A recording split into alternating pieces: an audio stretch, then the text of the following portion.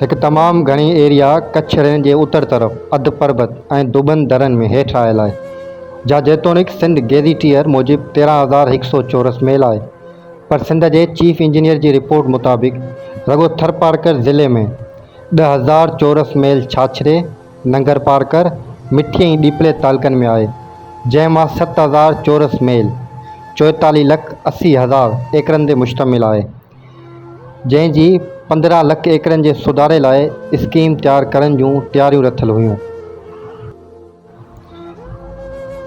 उनमें 70 मेलनि जे एरिया कारूंजर जबल नंगर पारकर में हुई, जंहिंमें 26 सालनि जी सरासरी बारिश पवण जे रिकॉर्ड मूजिब सालियानो बारिश 13.56 इंच पवंदड़ हुई। उन जे भर वारी ज़मीन के तराई सॾिजे थो।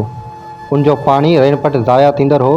उनके हाल कंजर्व करे ज़राइत लाइ तजवीज़ रथियल हुई, जंहिं मूजिब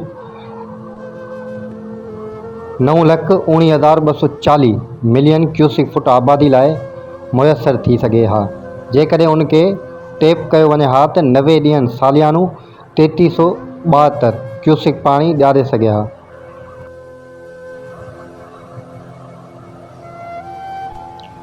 सौ एकड़ ड्यूटी जे बुनियाद ते उन लाइ हेठियूं तजवीज़ूं हुयूं: अंडरग्राउंड पाणी कठो करण लाइ बंद ऐं पाणी जी महफ़ूज़ करण लाइ दीवारूं खणाइण, 2 जबल कारूंजर जे नएं ऐं नालनि जे पाणी कठे करण जो इंतज़ाम करण, 3 फ्लड बिल्डिंग करण।